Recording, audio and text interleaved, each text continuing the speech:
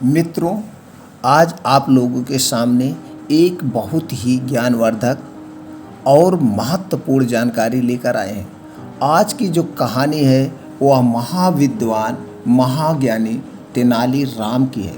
तेनाली राम के आज एक ऐसे गुण आपको बताएंगे जिसे सुनकर, जिसे जानकर आप कभी भी दोस्तों किसी भी छल बहकावे या लालच में नहीं आएंगे। आपका जीवन खुशियों से भरा रहेगा। तो दोस्तों, कहानी बड़ी है लेकिन हम आपको इसको छोटे में बताएंगे और इस छोटी सी कहानी में इस कहानी का पूरा सार भी आपको बताएंगे। तो दोस्तों, आप सबका हमारी इस कहानी के चैनल पर बहुत बहुत स्वागत व अभिनंदन है। चलिए दोस्तों, कहानी को शुरू करते हैं और जानते हैं वह तेनाली राम का कौन सा गुण है। राजा कृष्णदेव राय बहुत ही कीमती आभूषण पहना करते थे।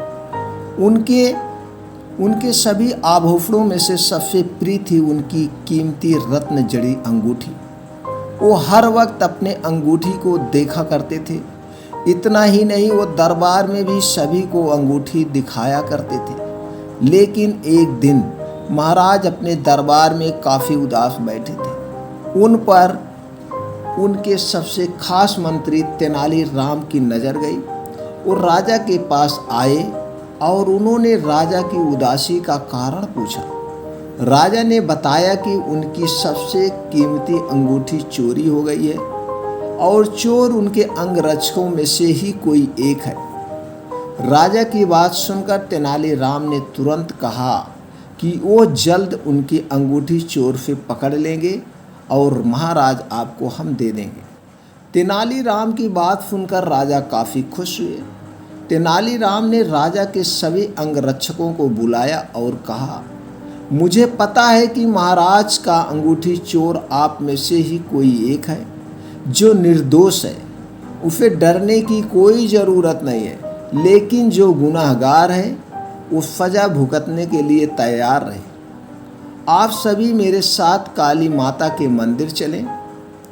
तेनाली राम की यह बात सुनकर राजा हैरान हो गए और बोले, चोर पकड़ने के लिए मंदिर क्यों जाना? तेनाली राम ने कहा, महाराज आप धैर्य रखें, मंदिर में ही चोर का पता चलेगा। सभी मंदिर पहुंच गए। तेनाली राम पहले ही मंदिर के अंदर गए और पुजारी के कानों में कुछ कहा। फिर तेनाली राम ने बाहर आकर अंगरक्षकों को बारी बारी से काली माता के पैर छूकर आने को कहा। तेनाली राम ने सभी को यह भी कहा कि आज रात माँ काली सपने में आकर उन्हें चोर का नाम बताएंगी। तेनाली राम की बात सुनकर सभी अंगरक्षक एक एक करके मंदिर के अंदर जाते और काली माँ के पैर छूकर बाहर आते। अंगरक्षक जैसे ही बाहर आते, तेनाली राम उनके हाथ सूंघता और उन्हें कतार में खड़ा कर देता। जब सारे अंगरक्षकों ने काली माँ के पैर छू लिए तो राजा ने कहा, चोर का पता तो सुबह चलेगा, लेकिन तब तक इनका क्या करें? फिर तुरंत तेनाली राम बोले, नहीं महाराज, चोर का पता चल चुका है। वहाँ पर मौजूद हर कोई हैरान हो गया। तेनाली राम ने कहा, 7वें स्थान पर खड़ा अंगरक्षक ही चोर है। यह सुनते ही वह अंगरक्षक भागने लगा, लेकिन तब तक अन्य अंगरक्षकों ने उसे धर दबोचा। वहाँ मौजूद हर कोई हैरान था कि तेनाली राम को कैसे पता चला कि यही चोर है। तेनाली राम ने सबको बताया, मैंने मंदिर में आते ही पुजारी जी से बोलकर काली माँ की मूर्ति के चरणों में सुगंधित इत्र लगवा दिया था, जिस कारण जो भी काली माँ के पैर छूता सुगंध उसके हाथों पर आ जाती। लेकिन जब उसने 7वें स्थान पर खड़े अंगरक्षक के हाथ सूंघे तो उसमें से कोई सुगंध नहीं आई। उसने पकड़े जाने के डर से काली माँ के पैर ही नहीं छुए। ऐसे में यह बड़ी आसानी से पता चल गया कि असली चोर वही है। तेनाली राम की बात सुनकर राजा बहुत खुश हुए और तेनाली राम को कई सारे उपहार भी उन्हें सम्मानित किया गया और उन्हें उपहार दिया गया। दोस्तों, इस कहानी से हमें क्या सीख मिलती है?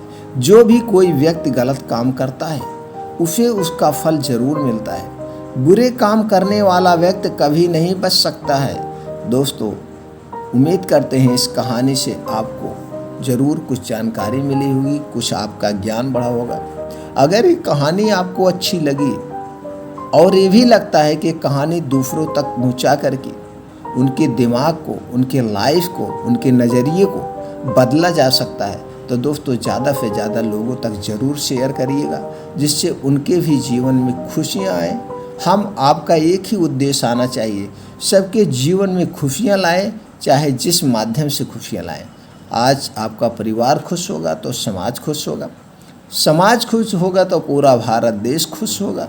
जब पूरा भारत देश खुश होगा तो भारत देश से सारी बीमारियां ही खत्म हो जाएंगी। तो दोस्तों, फिर मिलते हैं ऐसी ही और ज्ञानवर्धक कहानी के साथ अगले चैनल में। तब तक आप अपने परिवार के साथ खुशियां मनाइए, एंजॉय करिए।